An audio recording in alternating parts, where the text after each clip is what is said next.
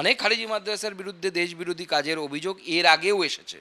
স্বয়ং Buddhadeb Bhattacharya home minister থাকা অবস্থায় উনি বলেছিলেন, জ্যোতির্ময় সিং মাহাতো বলেছিলেন যে মাদ্রাসায় মোল্লা তৈরি হয়, ওখানে পড়ার দরকার নেই।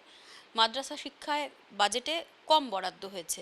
আপনি কি বিশ্বাস করেন সংখ্যালঘু মাদ্রাসা এগুলো থাকা দরকার নাকি দরকার নয়? এবং জ্যোতির্ময় সিং মাহাতো তো এটা বলেছিলেন মোল্লা তৈরি হয়, ডাক্তার ইঞ্জিনিয়ার বেরোয় না। দেখুন, প্রথম কথা হচ্ছে মাদ্রাসা দু রকমের হয়। একটা হচ্ছে সরকারি মাদ্রাসা, যেখানে অঙ্ক, বিজ্ঞান, ভূগোল সব পড়ানো হয়। আর একটা হচ্ছে খারিজি মাদ্রাসা। খারিজি মাদ্রাসা মানে যাকে পোশাকি ভাষায় বলতে পারেন আনঅথরাইজড বা আনরেকগনাইজড মাদ্রাসা। তো স্বাভাবিকভাবে সরকারি যে মাদ্রাসা, তাতে সরকারের সিস্টেম পড়ানো হয়, তার সাথে ধর্মীয় শিক্ষাও দেওয়া হয়। কিন্তু দুর্ভাগ্যের বিষয় হচ্ছে খারিজি মাদ্রাসা, সেখানে অনেক ক্ষেত্রেই বিজ্ঞান, ম্যাথমেটিক্স মানে অঙ্ক, এগুলো না পড়িয়ে শুধুমাত্র সেই ধর্মীয় শিক্ষাই দেওয়া হয়, যে ধর্মীয় শিক্ষার মধ্য দিয়ে ধর্মগুরু তৈরি হবে, মৌলানা মৌলবী তৈরি হবে। দেখুন, এখন দেশের, এটা তো অস্বীকার করার জায়গা নেই, দেশের এখন বিজ্ঞানী দরকার, এআই জানে এরকম ছেলে দরকার, মেয়ে দরকার, ধর্মীয় চিন্তার বাইরে গিয়ে ভাববে, ধর্মীয় যে বিধিনিষেধ, সেই বিধিনিষেধের বেড়াজাল ভেঙে সমাজকে এগিয়ে নিয়ে যাবে, সেই রকমের শিক্ষিত যুবক যুবতী এই রাজ্যের দরকার, এই দেশেরও দরকার। তো সেটা তো খারিজি মাদ্রাসায় সম্ভব নয়। অনেক খারিজি মাদ্রাসার বিরুদ্ধে দেশবিরোধী কাজের অভিযোগ এর আগেও এসেছে। স্বয়ং বুদ্ধদেব ভট্টাচার্য হোম মিনিস্টার থাকা অবস্থায় উনি বলেছিলেন, এখনও সেই আপনারা আর্কাইভ থেকে দেখতে পারেন, তখন তো এত টিভি চ্যানেল ছিল না, পেপারে চেপেছিল। উনি বলেছিলেন যে সীমান্তবর্তী মাদ্রাসাগুলো সন্ত্রাসের আতুরঘর, একদম কোট আনকোট, আমার যতদূর মনে পড়ছে উনি বলেছিলেন। উনি তো এমনি বলবেন না, ওনার কাছে ইনপুট ছিল, আইবি ইনপুট বলুন বা ইন্টেলিজেন্স ইনপুট বলুন, সেটা ছিল। পরে ওনাকে পার্টির চাপে রোল ব্যাক করতে হয়।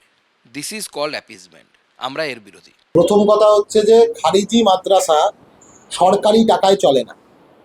তো উনি কেন, শ্রমিক ভট্টাচার্য এই কথা কেন বলেছেন সেটা উনি, এই সুকান্ত মজুমদার এই কথা কেন বলেছেন সেটা উনি বলতে পারবেন।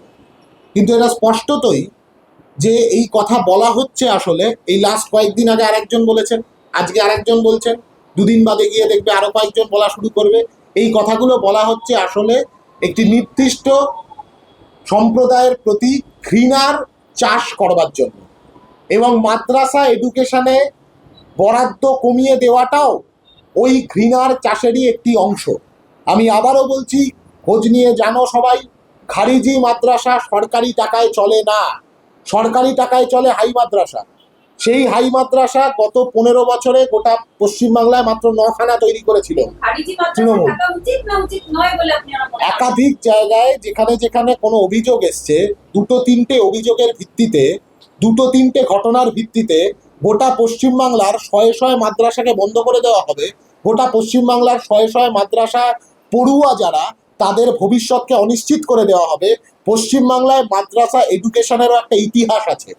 পশ্চিমবাংলায় মাদ্রাসা এডুকেশনের আওতাভুক্ত হাজার হাজার পড়ুয়া আছে, তাদের লেখাপড়াকে ধ্বংস করে দেওয়া হবে। এইটা কখনো চলতে পারে না। যে কোনো জায়গায়, কোনো জায়গার ক্ষেত্রে যদি কোনো নির্দিষ্ট অভিযোগ থাকে, তাহলে সরকার ব্যবস্থা নিক। সেটা সেটা সেটা সুকান্ত মজুমদার বলতে পারবেন কেন উনি কিসের রেফারেন্স নিচ্ছেন।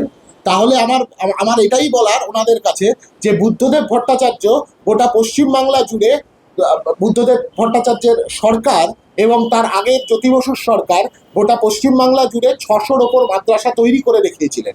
বুদ্ধদেব ভট্টাচার্যের সরকার শেষ 2 বছরে গোটা পশ্চিমবাংলার মাটিতে এমএসসি আর এসএসসি 2 বছরে 2000 এসএসসি তৈরি হয়েছিল। শিশু শিক্ষা কেন্দ্র, মাধ্যমিক শিক্ষা কেন্দ্র, মাদ্রাসা শিক্ষা কেন্দ্র তৈরি করা হয়েছিল।